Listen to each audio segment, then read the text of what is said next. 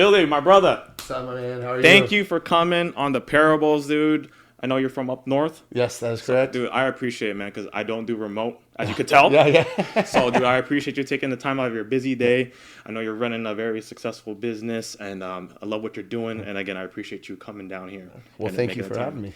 Dude, it worked out. When you hit me up, I already had something planned to come down this weekend, so kill two birds with one stone and come in and hang out with you and get on the pod. Dude, I appreciate it because, what's funny is I already told you I'm a nurse on, my job. And when you pick that date, oh, my God, it was perfect. I was like, hell yeah. I was like, no, lock it in. It was meant to be. Yeah, it was meant to be, dude. So, again, I appreciate you, dude. This platform, you already know what we try to do here. I consider it a movement. It's a vessel for positive influence, positive energy, anything that people can take away from our conversation, man. It's just, hopefully they can apply it and, become the best version of themselves. You know what I mean? I know you have an incredible story. Usually these episodes are the best because, like I said, we kind of don't know each other. Yeah. And those are always the best because, it technically is a natural conversation, right? And, dude, hey, guys, I just want to let you know, this guy came up here with a lot of energy. And if you guys know me, I'm all about that energy, man. So I appreciate you, man, for sure. When you love what you do, it's easy to wake up and have a lot of energy, man. Dude, I love it, man. I'm excited for every day. Dude, so let's start off a little bit. Let's get to know you a little bit, kind of where you grew up, your upbringing, and then we'll slowly transition to everything else that you're doing today. Yeah, so I grew up in the Bay Area. I grew up in Danville, California, kind of a nicer suburb area of San Francisco, and it's kind of an interesting place to grow up because it's I kind of say it's like lily white suburbia. Everybody drives really nice cars, has nice homes, and a lot of people, when I tell them that, they assume that I come from a lot of financial success, and I didn't. I grew up. I bought my first car. Most people didn't in my area buy their own car. My mom used to drive me in a 1972 Super Beetle to school. I grew up very humble in a very nice surrounding, so it always motivated me. So growing up, I grew up hungry. Hungry as in the sense of just going after my dreams. So that's where I grew up. I don't want to jump ahead too far, but so I grew up in Danville. That's where I grew up. I moved 9 years ago to Modesto, and I will get into that a little bit. So, so talk to me about a little bit about your childhood. What were some of the things you were into? Yeah. I mean, did you always have an entrepreneurial spirit, or was it just, did it just hit you one day, lightning strike you, or what's up? No, yeah. So I definitely I've been a hustler my whole life. I don't want to say I necessarily was an entrepreneur, but I always hustled. I remember literally back in preschool getting in trouble because I used to take the junk from my mom's junk drawer, batteries, whatever, and I would sell it to kids at school. I had this little really? Store. Uh-huh. Yeah, one of my teachers gave me an open close sign, and I would hang it on this tree branch, and I would sell stuff in preschool. I used to get in trouble all the time. I would always take my dad's stuff. My dad was like, "I was looking for that. Why'd you take that?" And I was like, "I sold to some kid at school." So I was always slanging stuff from early age. My dad was a general contractor, ran his own construction business. So I didn't really grow up knowing to anything but work. My dad taught me from a very early age. Every summer I'd work with him. I've always worked. So I've just been kind of in the work hustle. I do what it takes to get what I need. And so that's kind of the business side. But then I grew up, I played basketball. I played every sport. Okay. I swam competitively my whole life, from literally 4 years old on. I played basketball, baseball. You name it, I did it. Basketball was my main thing, so that's what I loved it, man. So yeah, that was really growing up. Was just I was very competitive. I mean, I'm the kid that you don't want to be on you don't want to see me lose. I'm not a good loser. Oh, you were one of those kind of. I get motivated, man. I get back right in the gym and I work. I don't remember a day of my life I don't play video games. I never played video games. No offense to anybody that plays video games, but I just grew up doing what I wanted to do, which was to win. Whether it be financially, whether it be in basketball, it was just my parents instilled in me very early on, you have the ability to do whatever you want. Dude, so batteries? You'd sell batteries? Yeah, I'd sell anything, man. I sold my siblings clothes. I sold, I would sell hammers, screwdrivers. I don't even know what I was selling. These are kids. They were just buying. I was just hustling kids, and I would be I'll trade you this for this. I trade snack packs. I would do everything. So I was just hustling, man, especially early on. So, and my dad kind of he saw that, and he realized that I had a knack for like working and connecting with people. And so I actually got my first job at 10 years old. I worked at a donut shop. My dad's good friend owned a donut shop. And so he, cause I was so tall, I've been tall since I was a little kid. I haven't grown since I was like 13. How tall are you? I'm 6'4". 6'4"? So I mean, I'm not that tall, but like I haven't grown since I was 13. So imagine a 6'4", 13-year-old. You know what I mean? I was like tall and gangly. Yeah. So they were like, yeah, we'll put you behind the counter. They paid me under the table, and I just worked, man. And that was like when I really started learning like really how time equaled money. You know what I mean? Like I could like earn like this is like I had friends that were like, yeah, I can't. I can't buy this, or I mean, as a sixth grader, I had the sneakers that I wanted. I had the stuff I wanted because I had the money. Because you had the money, and I was working for it. So I learned early on that like just work. That's I mean, you'll hear that throughout my whole story is just work. Just like, work. I'm not great at a lot of things, but I'll outwork you. Yeah, like, that's one thing I know in every situation. I'll beat you on work. Dude, that's awesome, man. Dude, you know what? I had a conversation with my past guests about how important. I mean, not everybody realizes, but everyone's a salesman. Yeah, 100%, right. Because it applies to so many things in life, right? Yeah. So it sounds like you had that. I get a sense that clearly you got that at an early age.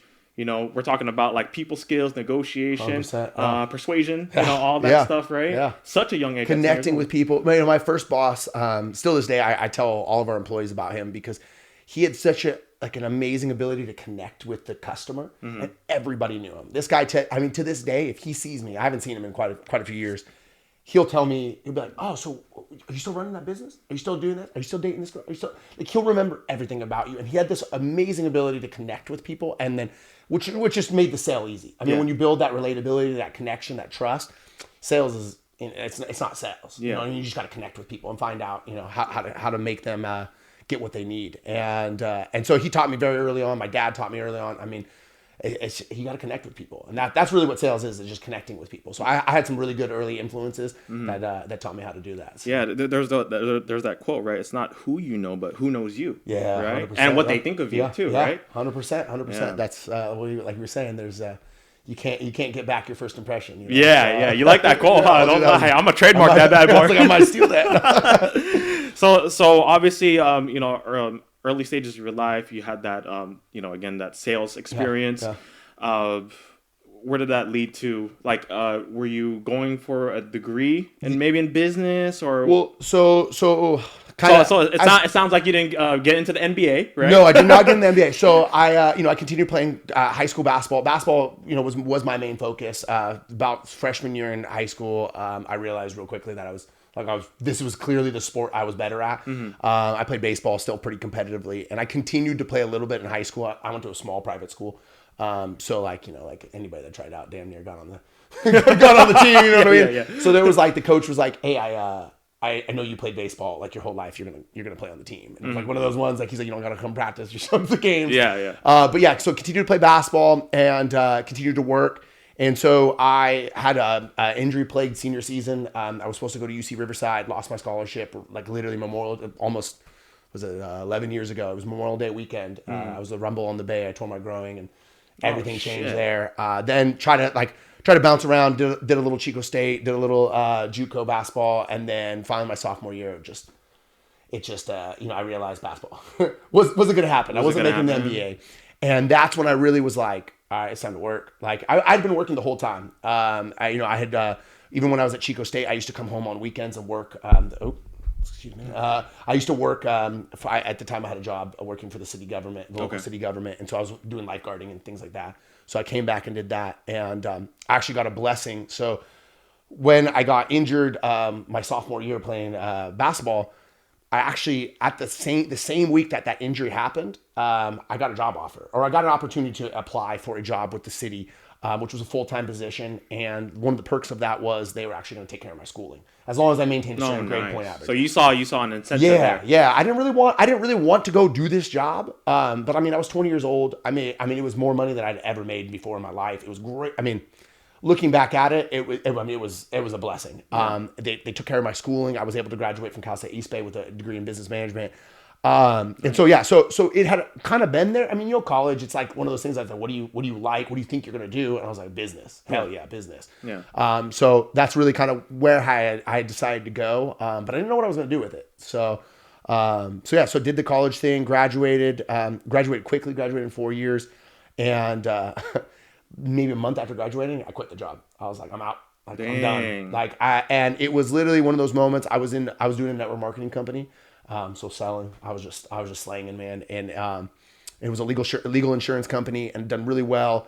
I had some really killer months in sales, and I thought, yeah, it's time to quit. Like, I'm 21, or I was 22, I think, at the time. Dang, such a young age, man. And I just was like, I'm out. And I quit. And it did it in a way that, to this day, this is one of the few, I think this might be the first time I've ever talked about this. I quit and I just didn't show up.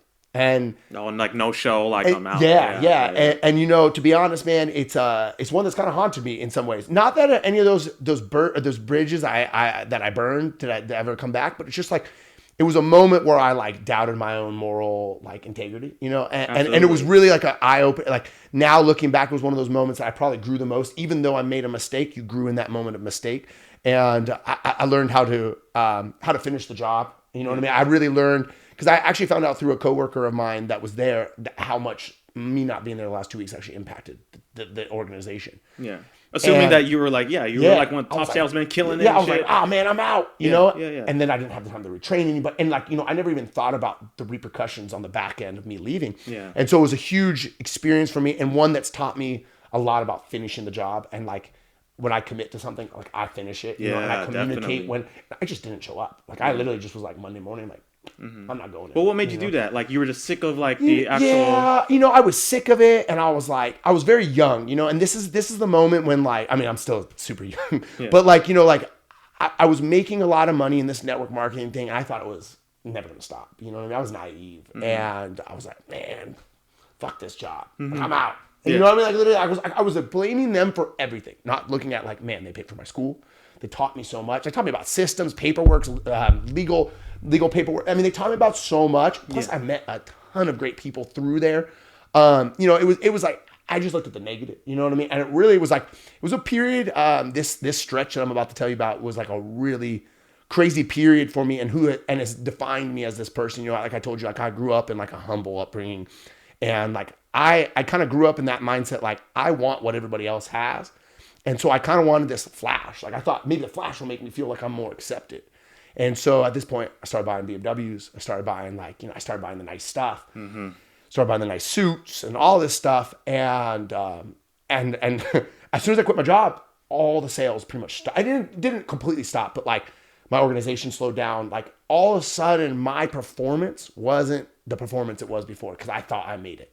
Like, I wasn't hungry anymore. Yeah. And it was a really weird period where I learned that, like, you have to stay hungry, and I just was like, I'm there. Like, it was just like this like moment of like, I thought I was there, and it was the craziest like 2-year period, because in that period of time, the network marketing company, I ended up bouncing out of there. I ended up starting another company. I ended up getting sued by Foot Locker with that company, and I ended up like just going into like a crazy depression, and because I was like, I deserve this success. I really had this momentary period of like 21 to 23 where 23 and a half that I was like, I deserve the success that I had. You think it was like ego and pride? Oh yeah, 100%, man. And the universe kicked me down, but it was like the greatest thing that ever happened. And so I don't always share this stuff, and like sometimes on Instagram you talk about like the current moment, and you don't talk about this past. And so it was really a great opportunity to be able to talk with you, because so much of my past is really who I am today. Absolutely. In not a negative way, and I don't allow my past to define me, but it's taught me who to not to be. And so I had all this success that I thought I should have. And I was pissed when the success didn't happen anymore. And I was like, man, this is bullshit. Like, this company sued me, and now they didn't sue me, and I didn't lose like in court. I ended up I know I did lose in court, but like, we ended up settling. And all the money that went into the legal fees and everything just destroyed me and my business. Yeah. And that's kind of what caused me to move to Modesto. And I just had this negative mindset, man.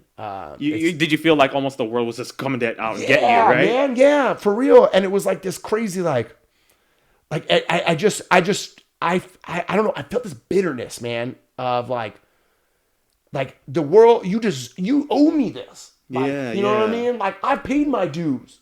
Like, I'm 22 years old. Yeah, bro. yeah, Like, yeah. I'm a grown man. Like, Yeah. that's how I really thought. Yeah. And I thought I deserved the success. And it was just such an eye-opening experience. Like, I mean, when I moved to Modesto, I moved with my ex-girlfriend at the time, and you know, I remember she would leave for work, and I was so depressed, man. Like, I'd go in the closet and cry. Like, that's all I knew was, like, I had heard this one guy that was a business mentor of mine a long time ago used to talk about when he was depressed, he used to go in the closet and cry. I was like, I guess that's where you go when you're depressed. You know, I guess that's what people do. Yeah. Like, I don't know. I feel like crap. I'm gonna go in the closet and cry.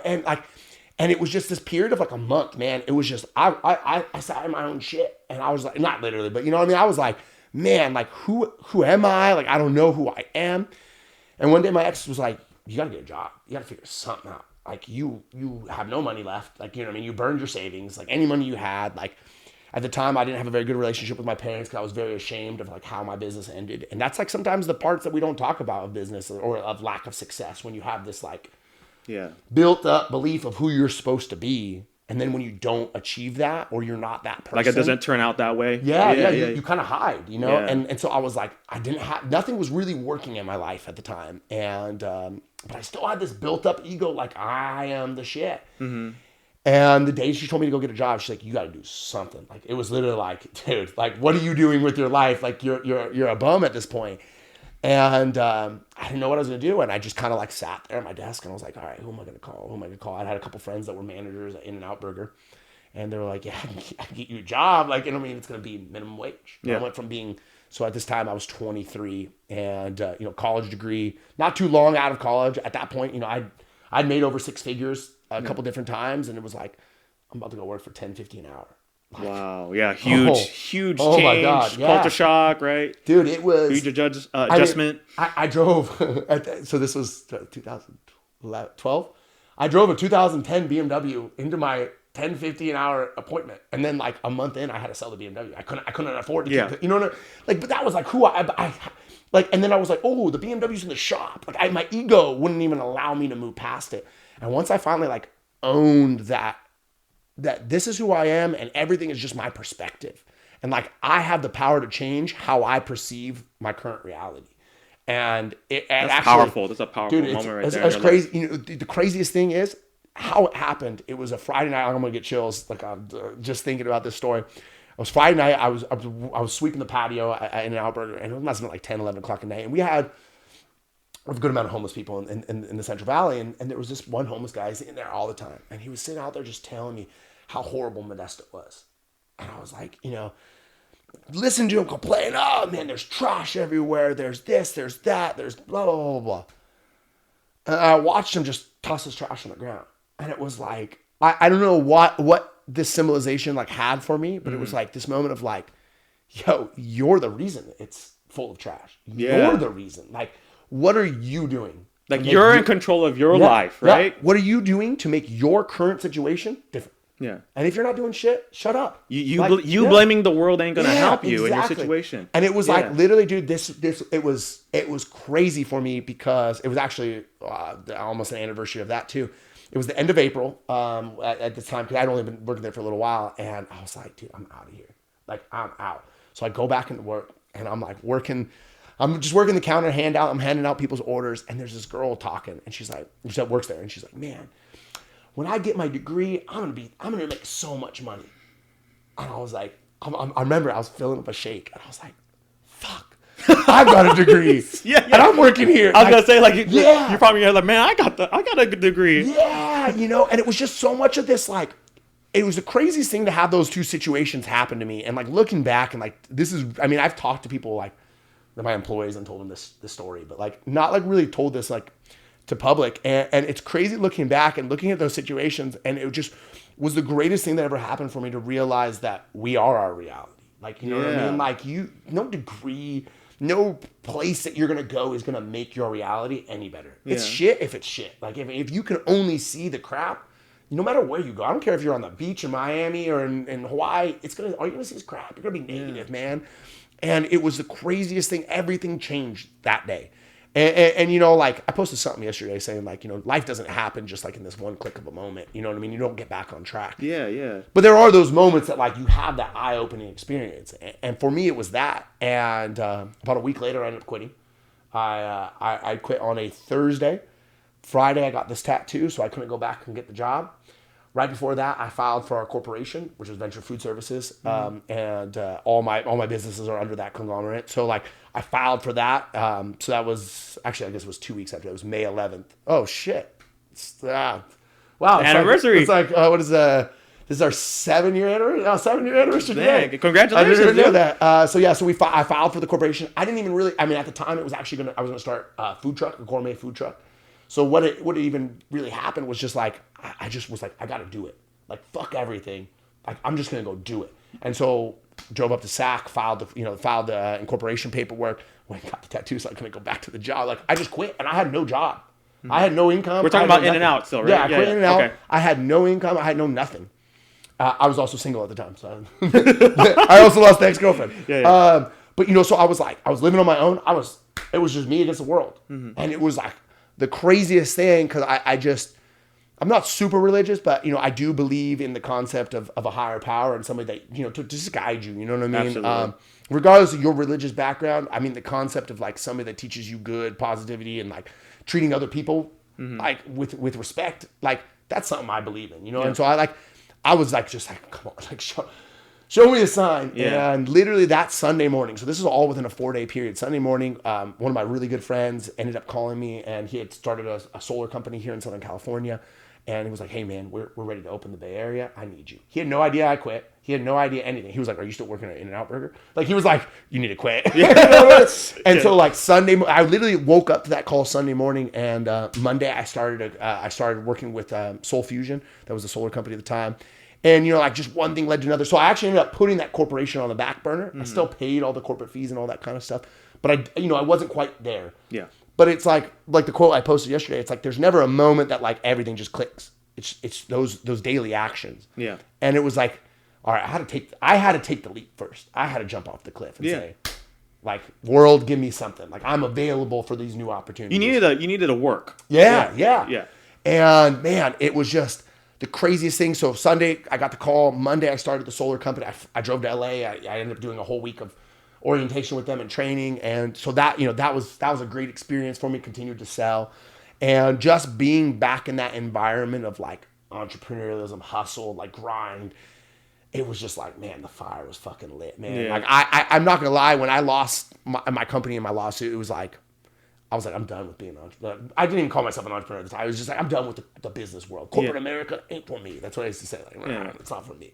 Yeah. And so when you got Solar Fusion, you rolled your sleeves up and like, excuse my language, you rolled your sleeves. You're like, I'm back, bitches. Yeah, exactly. Well, and a lot of these people were people that I had been in the network marketing company with. So like, dude, it was just like, it's just like we were all fired up, man. Like we had all gone and done other things, and we're like, dude, we're back. Like the boys are back. Yeah. You know what I mean? Like we were excited to be back, and the team was just, we were crushing it, man, and the company was growing.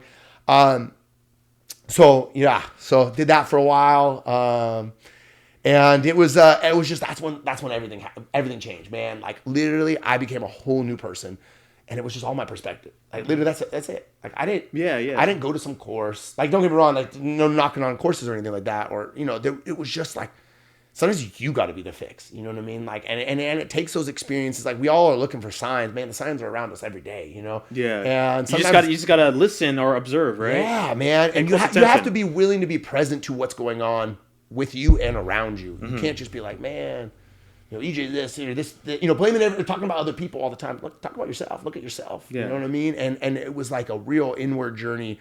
Those 2 years, but it's the greatest. I mean, it was like looking back, man, I didn't know how I was going to get through it. Like it was some dark moments. Yeah, you were in a dark place. I was. You're in the fucking closet for crying. I know. Yeah, I know for real. Like you're in a dark place and you're in the closet. Yeah. But I mean, I know the eviction process. I know how long it takes to be evicted. Mm-hmm. I know what it's like to have your power turned off, your gas turned off. Like, I mean, I had it all, man. Yeah. Like, you know what I mean? Like after I had a college degree, so many people have this like, and there's no knock on a degree and not saying that college degree doesn't create success, but it was like, I had that thing, the golden ticket that everybody said is the key to success. Yeah. And I didn't have it. What society tells you. Yeah. It's not a book. It's not a teacher. Dude, it's your own self-talk. It's your own, every fucking day I wake up and I go, it's time to go to work. Yeah, it's your own actions, right? Yeah, man. Like, you don't wake up feeling perfect. Like, I mean, this morning I woke up feeling funky and I was telling Diego that. I was saying, like, man, we were sitting there eating food. I was like, man, I wish there was a way I could wake up feeling perfect every day. And I was like, you know what? I think it's just like your own mind starts playing tricks on you. And it's like, dude, it's just about waking up and going, this is who I am today. Let's fucking make it happen. I still have goals. You don't know if you're going to wake up feeling funky, positive, negative. The weather's going to be rainy, shitty, whatever. Yeah. You could wake up sore throat. That's for some people, deters them for their whole day. Yeah. It dictates their whole day. Yeah, man. And that's how their life goes, man. Yeah. It's a sore throat on Thursday, fucking bankruptcy next month. You know what I mean? Yeah. They just make all these bad actions.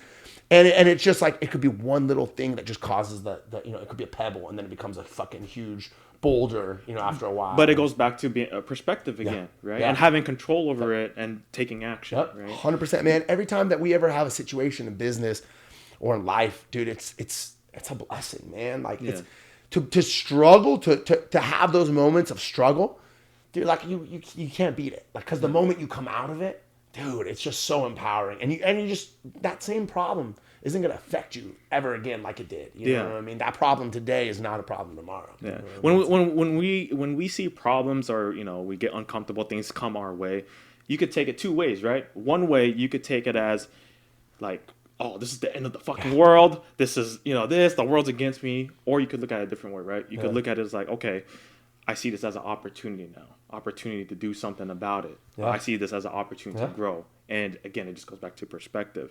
But one thing that you talked about that I really like, and again, chime in, is you almost feel like you went through an identity change, right? Because again, you were hot, and then you were then you started buying all the nice cars, and then you almost put this persona out there like, yo, I'm the shit. Yeah. I'm doing great. Yeah. And then you lost it all. Yeah. And then you went back into reality like, like, no. With a whole different perspective. With a whole different perspective. What success is really. Yeah. And that was a real big thing because, when you're young, success seems like it's the nice car. And I mean, thank God we didn't have Instagram back then because I probably would have been, I would have really gone bankrupt, you know what I mean? Like, but it's like, you see it and you're like, that guy's successful because he drives a Ferrari. Yeah. Like, big fucking deal that I drive, a basic car, like whatever. Like that doesn't define success. Or you ride Uber, you know what I mean? Like society is changing, and what we think is like important, and material doesn't define you. It's crazy because everybody it's funny because a lot of people are just now starting to see this, or like they overlook it.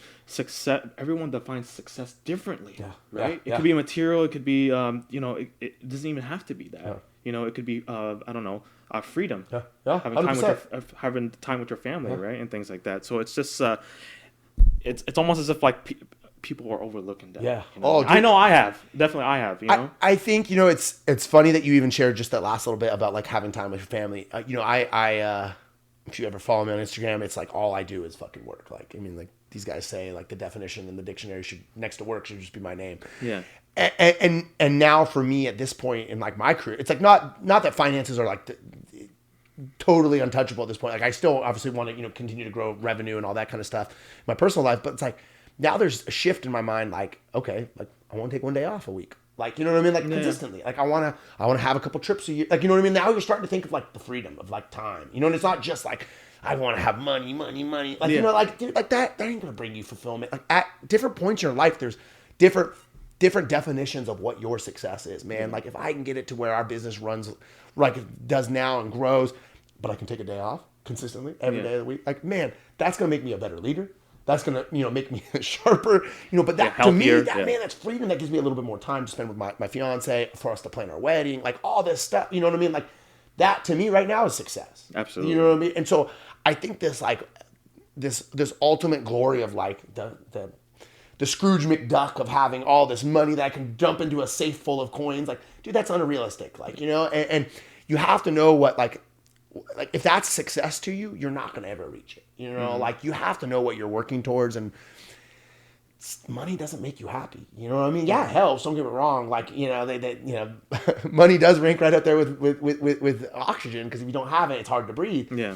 But like, for me to make $1 million, I'm gonna be happier than I am right now. Yeah. You know what I mean? I just want a day off. Like, just give me, you know what I mean? So like everybody's definition of success is different, and I think for entrepreneurs in the early days, it's definitely all about that money, that nice car, that nice home.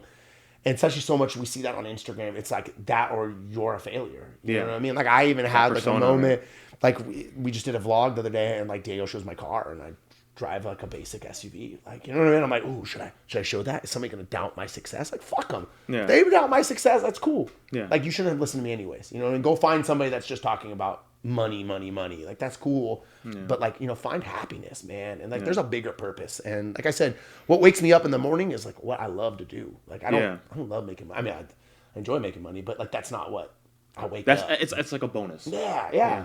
So it's crazy, dude. So let's go back.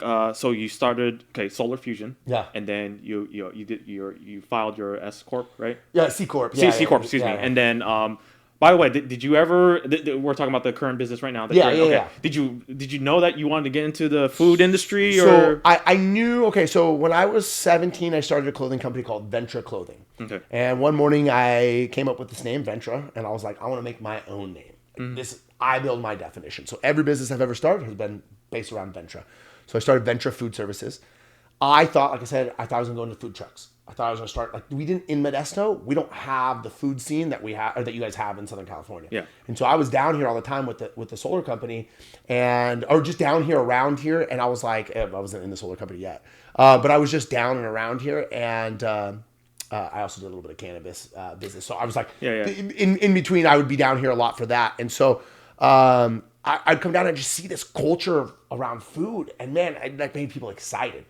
And then I'd go back to Modesto, and it was just, don't get me wrong, taco trucks are phenomenal, but like, it just didn't have that same like culinary excitement. Yeah. And you're just like, how come it's not? We don't have this in Modesto. Well, like you shared earlier about the podcast being the experience for the guests too. Like that's how I wanted I look at food. I look at everything as an experience, and so I wanted to create a different food experience. Mm-hmm. For the Central Valley. And one of the greatest things of the Central Valley is it's cheap. And for me to be able to operate a business, start a business, is very inexpensive. So that's why I kind of was like, all right, food, I think I can do this. We got a ton of agriculture. If I can tap into the local ag community, nice, and like do farm to fork pretty much, like nobody's doing that for food trucks. And so when I went to go actually start the process, I actually bought a food truck. Like it was like ready. I was rocking and rolling. And then I went to go talk to the health department, and they're like, yeah, you got to be out in like the industrial area. And in the industrial area of Modesto is like none of the people I wanted, right? It's all factory workers. And those guys aren't going to be looking for like the type of food I was looking to serve, like really more high-end gourmet. I wanted to be near the attorneys, near the courtroom, near the businesses downtown. They don't do food trucks in downtown. Yeah. So immediately from that, I was like, oh shit, like we got to look at some different options. Yeah. And so, fortunate enough, the solar company kind of picked up and took up a lot of my time in the beginning. And so I kind of got, to be honest, I kind of got distracted from it. And then when I kind of came back to it, I was like, all right, kind of got a fresh perspective. And I was like, let's look at this differently.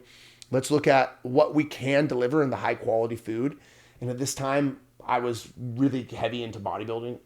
And so I was doing men's physique shows, and I did, like, there was like a gap of like 6 months between solar company and starting GoFresh, that I was like just kicking it. Like I was competing, and I was like preparing for a show, and I was just like, I had made some good money with solar, and exited my partnership there, and just had the money to kind of sit back and relax. And I was doing some investing, some angel investing into some companies, and just bodybuilding. I was just trying to find that passion. I knew I had enough money to like kind of like figure out what the next project was. And like I said, I'd been paying the corporate fees on this, so I was like, I'm gonna do something with this. I didn't know what yet. Did you get into bodybuilding because you just naturally got into it, or did you kind of see like, okay, maybe the bodybuilding realm or world could kind of fit into what I'm trying to do? So no, I've always been an athlete. Like I said, played college basketball. So it was just like I had always trained, but I wasn't like training to lift. I'd been 170 something pounds my whole life, and there was a guy that I met at In-N-Out Burger that he did CrossFit, but he was like, I don't really like CrossFit. I just go because my girlfriend goes there. Like, I'm looking for somebody to go train at the gym with. And so we started training together, and then we just started pushing each other. And funny, one day, one of my buddies, a buddy I had grown up with, he was like a short little chunky dude back in the day, and all of a sudden he pops on my Instagram and he's like wearing board shorts and he's shredded. I was like, who's this guy? Like, what the hell happened here? And so that kind of actually like started it. And this was like, you know, shreds and all that in the beginning of Instagram and just like really starting to take traction. So I was like, you know what? Like I need something to like really drive me right now. Like I said, I had enough money to live. I didn't really need to work necessarily. Like I was doing some consulting with the companies I had invested in, but like wasn't really like nothing like woke me up and I wasn't like fired up. And I was like, I need something to like drive me. And I was like, you know what? Let's fucking push myself in the gym. And so that was 2013, mid 2013, and then end of 2013, I ended up hiring who became one of my very good friends. His name's Cuts, Ariel Alberto. Oh yeah, and so yeah, very well known. Legend in the industry. And so I met him. He became my coach, and so I ended up starting to compete. And it was literally just, man, I need something to drive me. Yeah, like I missed that. Like I want to be the fucking best, you know. Yeah. And you know, honestly, man, why Ariel became such a good friend of mine is, dude, the guy opened my eyes to healthy eating. While I grew up eating healthy most of my life, my dad was always like an organic eater, that kind of stuff. I never really learned about like performance, like really learned performance. You know, you got like, if you play any sports growing up, it's like, you know, orange slices at the end of the games with Capri Suns. Like, it's not really nutrition. Nobody teaches you nutrition through high school sports or anything. Yeah. And so Ariel finally, he was the first one to open my eyes to like, man, food is fuel. And like, dude, I was not the person I am today. So a lot of my energy comes from my food that I eat. Like I consume good food. I consume bad food. I'm not the same Billy. Yeah. You know, and Ariel opened my eyes to that and showed me like how to create energy, how to create just, man, health, dude. I made my body go to a whole new standard. I mean, when you do a show, you're an elite physique, literally, whether or not you win the show or not. The amount of people that actually do what you did and put your body through for the course of 12 weeks, 16 weeks, 20 weeks, whatever it is, dude, that's like puts you as one of the elite people in the world. You know what I mean? It's admirable for sure. And somebody shared that with me. The guy that won the bodybuilding show, he was like, yeah, man. He's like, you know what I realized real quickly was like, every time I step on stage, I'm a winner. Like, period. I don't care what I take. Dude, I love that, man. And I was like, that's powerful, oh my God. Like, it's not about the success at the end of the journey. It's about the journey. Yeah. And so that, I mean, it just like made me fall in love more with health and nutrition. Isn't it funny that it kind of started out at In-N-Out? Oh, dude, yeah. I just thought about that right now. Yeah, it is to go full circle, to like go from like unhealthy to and all that played into it, dude. To look back and like to go where I am now. Look, In-N-Out Burger was Modesto, California, where I was at. I run Go Fresh in Modesto, California. When we started Go Fresh, we were the 5th most unhealthy city in the country. Like I was like, I see these people at In-N-Out eating like shit. I need to fix that. Yeah. Like, this is a major epidemic. We need to fix it. See, and again, we talked about how like your past played a huge part to who you are. Look at it, working at In-N-Out played a huge part. I would literally stand at the counter and watch people be like, "Ooh, I lost a little weight this week, so I'm gonna get myself a 4x4 and a large strawberry shake." And you're like, "What are you doing? Like, you had momentum. Keep it going. Don't cheat now." I ain't gonna lie, brother. I had a 3x1 yesterday. Hey, nothing wrong with that. I swear to God, I did. I was like, I had it 2 days ago. You know, but there's nothing wrong with that. But it's when like you were trying to make improvements from the things that caused you to have it, but then you go back to the thing that caused what you were trying to improve in the first place. Yeah, you know? That's what you're saying. And there's a difference between rewarding yourself and then just cheating. You know what I mean? Yeah. Everybody will justify it as a reward, but it's really not. You know, and I realized that there's a difference between being on stage and there's a difference between being a normal consumer struggling with their health. Those are two different people. Yeah, definitely. And so much of health is like, I want to take a normal consumer and get them to the stage. And that's what Instagram is. I mean, no offense to a lot of Instagram. It's what they portray is so unrealistic for most of society to achieve. And so there's so much of the supplement industry that's like, oh, this person lost 100 pounds. Dude, I don't give a fuck about. I mean, like, hey, more power to the person. But I want to hear more about the person that lost 5 pounds. I want to hear more about the person that had lost 10 pounds. Man, they were able to cut off their high blood pressure pills. They were able to cut back on, you know, whatever. Maybe their blood sugar stabilized now, and they're not having as many flare-ups with their diabetes. You know, there's a lot of different issues that go along with healthy eating, other than just like weight loss, or you know what I mean. Like, there's like, food is literally the fuel that will fix your body. And that's what I got exposed to with bodybuilding. Now, bodybuilding did show me, like seeing yourself at the best. You always want to get that. So unfortunately, coming out of the competing, I did beat myself up a little bit mentally. Like I want to be back to there. I'd always compare myself to that stage photo, and it's unrealistic to be that person. But that my own struggle of that next year or so of like getting out of competing and like really just being full-fledged CEO was a tough one. But it really learned and helped us morph our business to become, how do we get somebody to go from A to B? I don't need you A to Z. I just want you to get on the path of healthy eating. Yeah. And that's what I realized. As long as you start, right? Yeah. We need to praise progress, and we need to get somebody on board. I don't need Weight Watchers or, Jenny Craig or any of these ones that it's like, commit to a month's worth of meal. Like, no. Like, that's so unrealistic. You're telling me you don't eat healthy at all right now, and you're going to go to eating 100% healthy? That's 100% guaranteed fail. Like, you know what I mean? Like, I love that approach. Yeah. That's the different. only thing. Yeah, man. And like, I mean, Brian's the same way. It's like about making healthy eating more approachable. Like, you go into, and there's no knock on the bodybuilders that are in the supplement stores, but you go to a supplement store and it can be intimidating, and you don't know what the words are on the supplements, and you're like, man, I don't know what this is. Like, somebody calls this crack, or, I see those guys at the gym, smack, and it's like, dude, it's about food. It's about proper food. Like, you don't need don't get me wrong, vitamins, supplements, all that's important, but what I really wanted to get down to was I wanted to get somebody just to make a better decision. If I need you to replace one bad meal a week, you're going to feel a difference. And once you start feeling a difference, the game's over, man. Yeah. And I just need you to feel something. Yeah. I don't need you to feel bad about buying 20 meals and now you got a bunch sitting in your freezer. I want you to buy one and be like, damn, you know what? That was good. I want to go back. I want to go back tomorrow. And then we get you back the next day and you buy 2 or 3. And then you buy 5. And you get down the road. Yeah. But so often we want to just like shove you onto the road, and people are like, yeah, didn't like that. That was stupid. And then so in the early days for us, we were like, I want you to be a bodybuilder. And so the early days of Go Fresh was very much like slam it down your throat. You know what I mean? It was like 28 meals a week. We want you to get on that 4 meals a day plan. Yeah. Nobody's eating 4 meals a day. Most people, right? Yeah.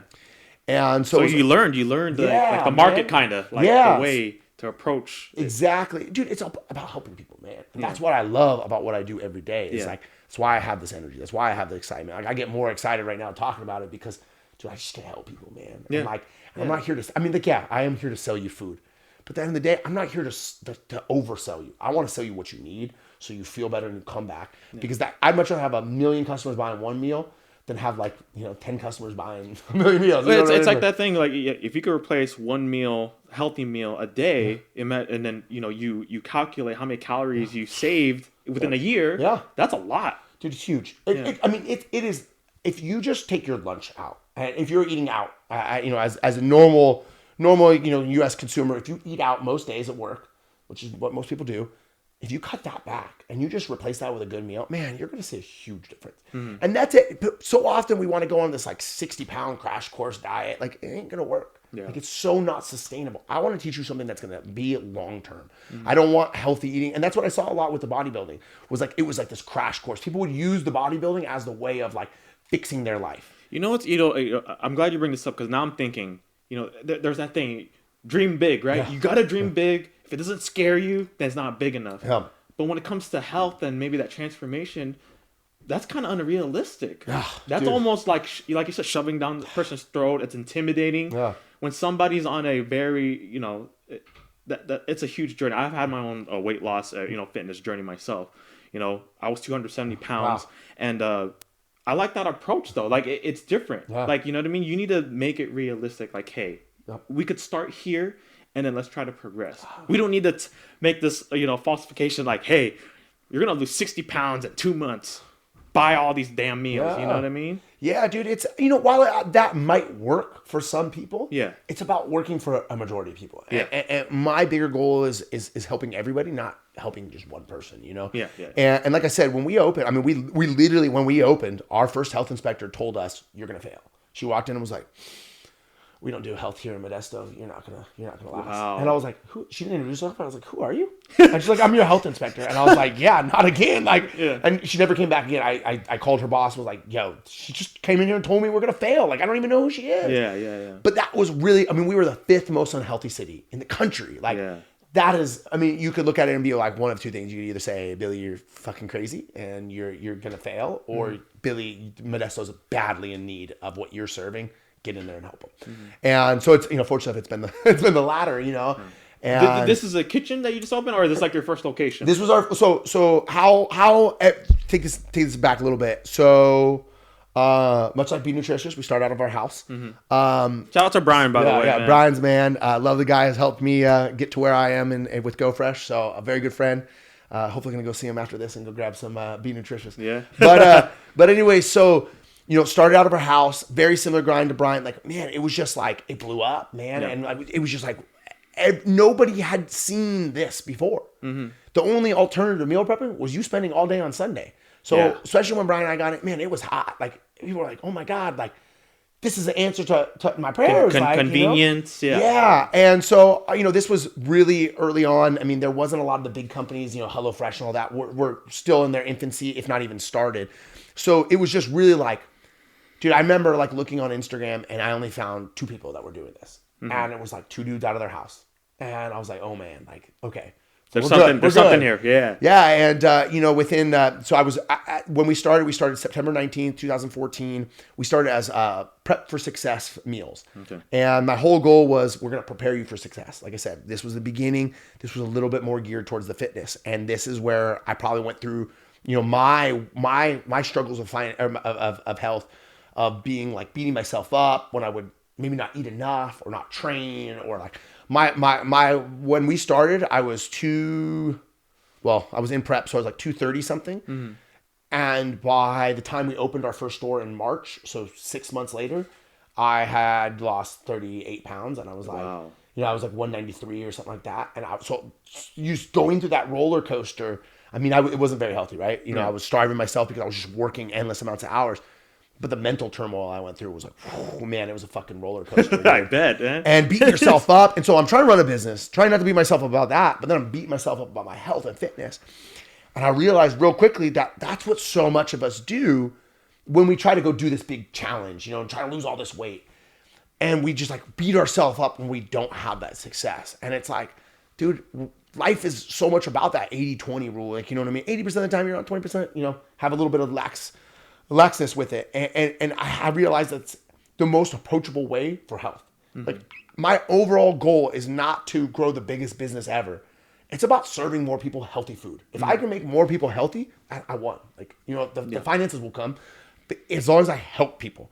And so if I can help more people with a more approachable way, and where they're not beating themselves up, because I felt like so much of health and so much of like just goals in general are lost because we beat ourselves up about us not doing everything. And that's bad for our mental health, right? Oh, Always man. beating yourself up. Horrible. Like that. Yeah. I have a quote.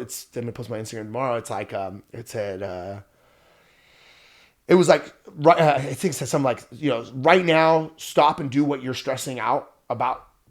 Or it's like something like stop and do what you're currently stressing yourself out that you're not doing. Like basically saying, go do what you're currently stressing about that you're not doing in your life. Because so often we have this goal and we're like, damn it, I'm not doing this. I'm not doing that. I should be doing this. I should be doing that. I should be posting more on my Instagram. I should make better captions. I should take better photos. I should take better videos. So fucking do it. So do it. Take the whatever action. you're stressed about, stop right now and go do that. Because that's where your success is going to lie. So much of like our life is just built up in like this, like, I want to have this, but I didn't do it. And it's like, well, fuck, what are you going to do over there? Like, don't beat yourself up. Just fucking do it. Because the greatest freedom is doing. And like, I'll figure it out. I might fuck up, but getting punched in the face is the greatest way to learn how to not get punched in the face. You know what I mean? Like, you don't become a great boxer by never getting punched. You got to learn how to get punched, and you're like, okay, and get back up. I got to move my head this way. I don't really fight, but you know what I mean?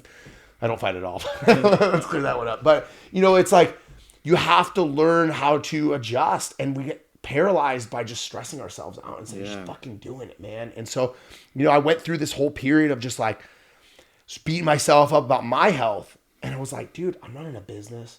I'm overall pretty damn healthy. Like, praise my progress. Like, and so it was like kind of switched my mindset into realizing like, yo, we shouldn't be who we are right now. We need to switch PFS, Prep for Success, and make it something that's more approachable to the average person. And so this is where I learned more about branding and marketing. This is when my mindset shifted from being just a problem solver to being like, okay, there's a bigger problem, which is like branding. Like, how do people perceive PFS meals? Like, Prep for Success well, I just wanted to be a little healthier. Like, what success am I having? You know, and people would be like, well, what am I prepping for? Like, I just wanted to eat a salad, you know?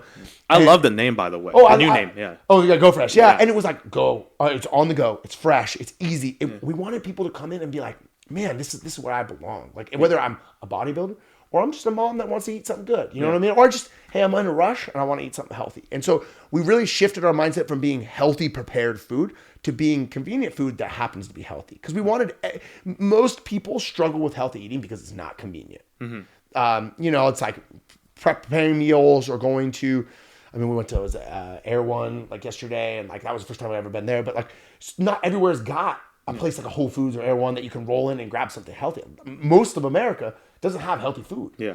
And so, you know, we wanted to make something that was convenient and healthy and easy, because we have a lot of commuters, we have a lot of people like that, and it was like, man, it was just, how do you get people to feel comfortable, man? That's the end of the day. And so that's really where I learned more about the marketing and the branding of like, especially with healthy food, you know. And so it was a really, really powerful experience to go through my own personal health journey, because that's what's defined us and helped us become who we are like today, you know. So. Your first location, so was it under Go Fresh, or was it prep for? It was prep for success. So like I said, we started out of our house. Sorry, I tangent off there. Started at our house right after we got back from my show that I did in Miami for nationals.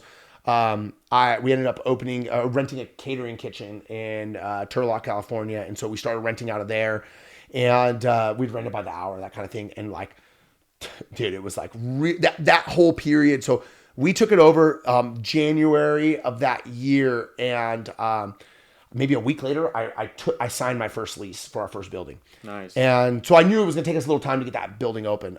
Keep in mind, I have zero restaurant experience, zero food experience. I mean, outside of In-N-Out and working at a donut shop when my first job, I had no operating experience from food standards. Yeah. So taking over this building, I had a health inspector come in and tell me we're going to fail. And it was a sushi restaurant. And I thought this was a sushi restaurant. Why can't I just open it and be, meal prepping? Yeah. Well, it turned out 11 months later, I found out all why. So it took us 11 months to open. In that period, I think it was June of that year, we had $800 in the bank account. I think I owed $1,500 to like Cisco Foods. I had like power bill due. I had all this stuff, and I was like, what the fuck am I going to do? We had 2 facilities we were paying for. We're only using one. Like, how are we going to make it, man? And there was some defining moments of those days, and like starting that first restaurant. And like, so then, you know, we got one thing done for the health department, and then she comes back in and does this thing. It's like a dye test to find out where the lines run. Well, it turns out none of the lines run through the grease trap.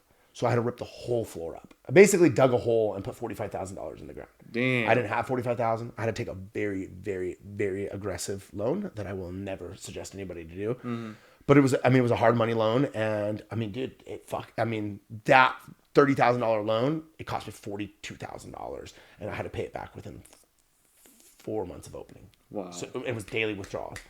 Fucking hard, man. And so those were some of the most defining moments, because it was like, I got punched in the face a billion times in that situation of just opening the store. And like, it took me forever to open it. And like, so much just lack of preparation. And so it was a huge eye opener. Learning along the way too. And so it taught me a lot. So that facility took us 11 months to open. So when we opened that building legally, opened it January 4th of 2016. That was our first actual storefront. Prior to that, we were shipping nationwide, and we were delivering locally. When we decided to open the storefront, we decided to shut down the shipping nationwide.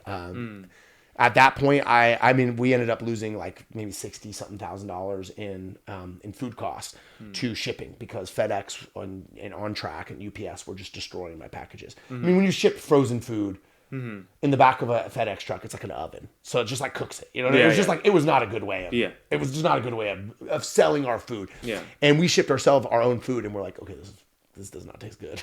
You know, so it was a huge learning experience, kind of going through that. And so going through like starting, we thought we were going to just ship, and then then we took over the store, and then we went through hell opening the store.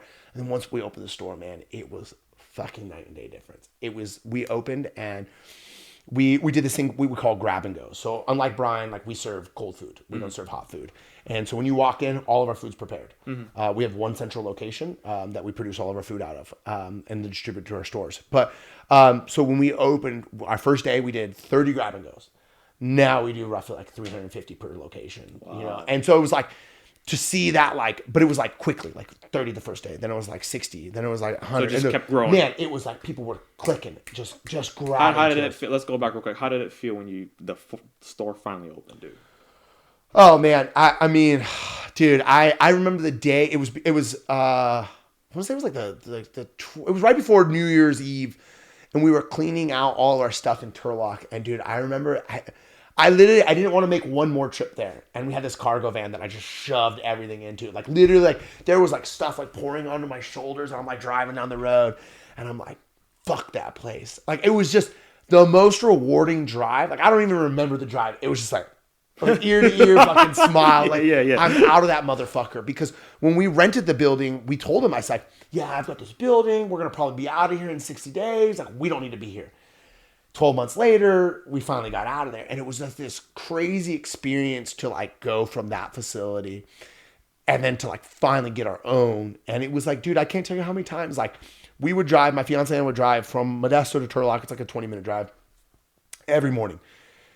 And I can't tell you how many mornings there would be like, okay, well, if the store's not open by this date, we're going to let it go. Like we can't keep paying for it. Yeah. And I remember it was August 1st. That was the big date. We're like, if August 1st is not around, like, if we do not open by August 1st, we got to let it go.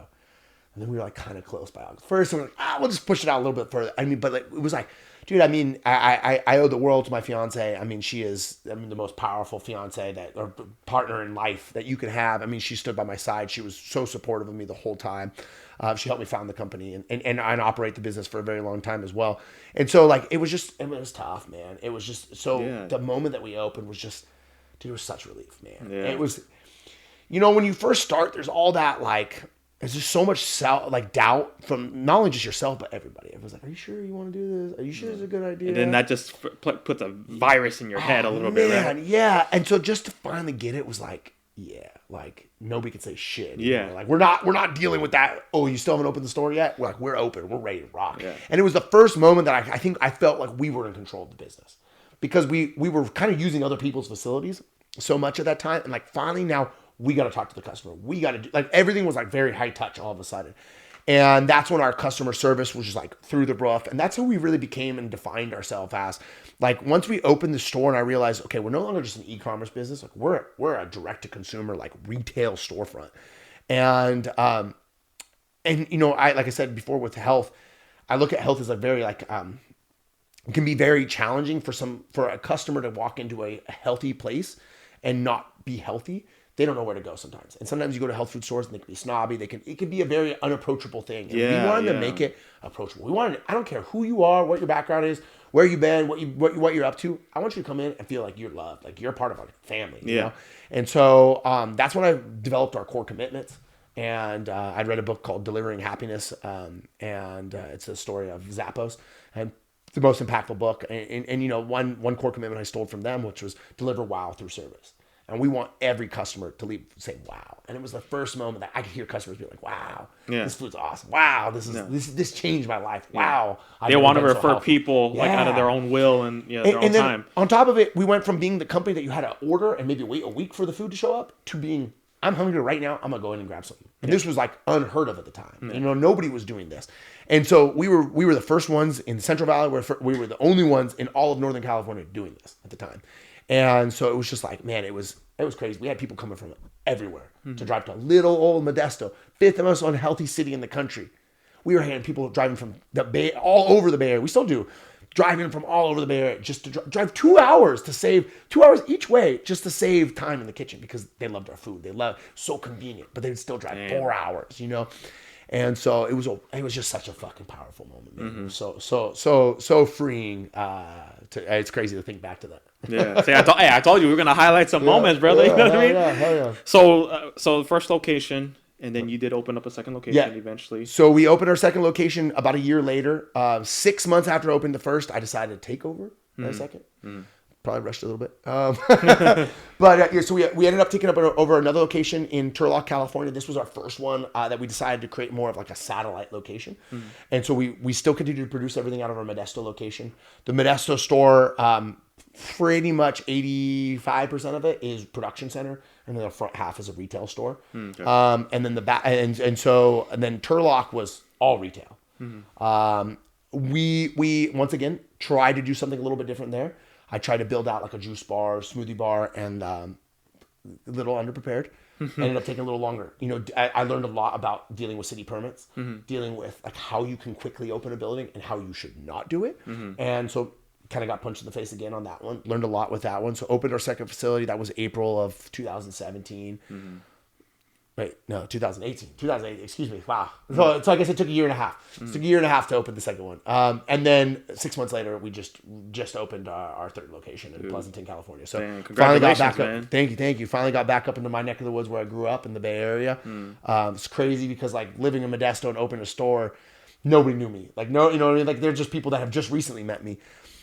But like now being back in Pleasanton, I got family members. I got some of my long like, yo, I'm back. Yeah, it's crazy. It's really a lot of fun being back there, man. It's I get to spend a lot of time with my parents. Now opening this location is about 10 minutes from my parents' house, so it's about an hour or so away from our first location. But yeah, man, it's been crazy to see it all come back around because a lot of those people that told me I was crazy for opening in Modesto now are our customers in Pleasanton. Because they're like, you should have opened in Danville or San Ramon or Pleasanton because it's you know the suburbs of the Bay Area. Like that's where you want to be. That's where the money is at. I almost feel like anytime somebody tells you you're crazy for doing this or doing that, you need to freaking really pay attention to that because that might be gold right there. Yeah, right? for real. I know that it's a common story that you hear with people. They were told they were crazy before they yeah, had success. dude. So everything you're doing, man, I freaking love it. What's the ultimate goal? Yeah, so the ultimate goal, man, I fall in love with food, especially healthy food. As much as I love unhealthy food here and there, I love healthy food. I love empowering people through food. So this space has chosen me, I feel like. And so while I love meal prepping, we're going to continue to build our brands. We just launched a new brand. That's what I'm down here for is we're launching a zero sugar cookie. And so really be able to work with like diabetics, people that are on the keto diet, people that are just looking to cut back sugar, man. We got to kick the sugar. Don't even get me started on that. But yeah, so man, it's just making people healthier. We, for the last, 100 years have just made our society so unhealthy. We have so many built up food addictions. And we all want to be healthier, but we just don't have anything in the market that's making us healthier. Yeah, we got Whole Foods, we got all that. But so much of our healthy food has been has priced out much of society. Like if you look at the elite wealth or the higher income people, typically health is associated with higher incomes. Yeah. But what happens when we go into the low income areas? And that's what we saw in Modesto was people were being priced out of health. They don't even think of healthy because they think of expense. Yeah. And they don't think they can live there. And so we deal a lot with food banks. And so I started to realize that through our conversations, we partner with them a lot on stuff. They were sharing with me how people don't focus on like, what can I get? What is the healthiest food I can get? It's what is the highest calories? What is the biggest bang for your buck? What can fill me up for the cheapest? So that's noodles. That's heavy calories. High fat items. And that's not the healthiest, of course. No, absolutely not. And so unfortunately, unhealthy things are so affordable. And there's a lack of education in lower income because typically when you're low income, typically your parents are low income. And so if you learn these habits of health is expensive and I'm priced out of health, it's a huge problem. So my goal is to bring health to all classes. I don't want anybody to feel like, oh, healthy eating, I can't afford that. Like education, but also cost effective. Yeah. It sounds like we're going to be the first society that's going to die because of feast instead of famine. Like obesity and diabetes are number one, number two killers. Like, what the hell are we doing about fixing this? Yeah. I mean, we got Heinz still putting sugar in their stuff. We got Oreos selling at rapid rates. What are we doing about putting products on the shelves that are affordable and healthy? Like, yeah, Oreo's vegan, but that doesn't make it healthy. It's still extremely unhealthy and highly processed. Yeah. And so my goal is, man, just to make products affordable and accessible to people of all income. And so just continue to help people, man. I love health. I love what it's done for me. I love what it's physically done for me. and then financially done for me as well. And man, I love my team. I love the organization we built. Everybody loves health. Like we have a squad that like you walk in and everybody's about this. Like this is not, I mean, I feel it when you talk. So we were at Venice last night training, but like our whole team, like this is what we love, like literally. So this doesn't work for us. Yeah, dude, that's awesome, man. Because you could tell, like when you step into a business, whatever it may be, you could tell. Like you feel the atmosphere, you feel the environment, you get that energy from your employees and stuff. And it sounds like, dude, what you guys are doing, like I could feel it, man. What your passion and drive with it, man, dude. I love it, man. We're about to run out of time. Just real quick. Hopefully my battery don't die. But anyway, well, dude, you went through a lot, man. You went through a lot. You at a young age, you went from the top. You got punched in the face. By the way, jaw of steel, by the way. You know what I'm saying? I mean, if there's one thing that you think your journey really taught you, what do you think it is? I know there's a lot, but what's one that just really sticks out? Man, work. There's nothing that replaces work. Yeah. Like you can always work yourself out of a situation. I don't mean that in a bad way, but like, you know what I mean? Like there is nothing that beats work. You can sit there and stress about a problem. You can sit there and like try to go get money, whatever. Like just go to work. Yeah. Like what can you do right now to fix that problem? Yeah. Work. Like, you know what I mean? Like I don't mean like money making work. I mean just like whatever. Go to the gym. Go work. Go put in the work that's required to get what you want. Like, dude, nobody's waiting for you to say I'm ready. Give me what I want. Like, dude, you got to go fucking do it. And that's it. That's it, man. Like, take the action. Yeah, don't wait. Empower yourself. Yeah, 100%. Like, wait for don't wait for somebody to empower you. Empower yourself. Yeah, exactly. Yeah, that's it, man. You can't. Let's go, baby. You can't wait for anybody to empower you, man. Like, hey, man, I hope you trademark Billy Fresh, man. You better trademark that bad boy, because I'm gonna start calling you Billy Fresh. I'm gonna change that on my contacts, man. Dude, listen, man. You know, only legends sign my canvas. You got to bless the canvas, man. Thank you. I appreciate you. Listen, guys, tag me and Billy. Where can they find you real quick? Yeah, so you can find me on Instagram, Billy_GoFresh. I got to change it to Billy Go Fresh, but somebody's got that right now. But Billy_Go Fresh. You can find my company, Go Fresh. Just Go Fresh. And then Lean Bites Bakery. All those are where you can find me. I'm on there every damn day. I appreciate it, dude. Thank you so much. I appreciate you so much, man. Tag us, screenshot. Yes, let us know what you guys think. Guys, I appreciate everybody's love and support. Everybody who listens, who watches, that's all I could ask for. If you guys are interested, though, my Shopify store just launched. shop.ejcruise.com if you're interested. Again, I was gonna ask, where can I get some of that merch? Again, no obligation. The love and support and you guys just watching, sharing has always been enough. If you guys feel like our episode can impact somebody, I know it could, because dude, I was just when you were getting goosebumps, I felt I was getting goosebumps too, man. That's the honest truth. Please share it with somebody. That's all I ask. I appreciate y'all. Parables Podcast. We've reached over 30 countries. My man. Thank you, man. Milestones, man. Let's keep going, dude. Anything I could do to help you, man. I love what you're doing, man. Being of service to people. Yeah. And well, likewise, man. This podcast, I'm not just a guest on it. I'm a consumer of it. I'm a product of it. So I really appreciate you for even putting me on here today, but then also bringing all the amazing guests on that you had. Hey, man, like I said, seriously. Legends, brother. You're a legend, bro. I appreciate it. I appreciate you guys, Parables. We're out.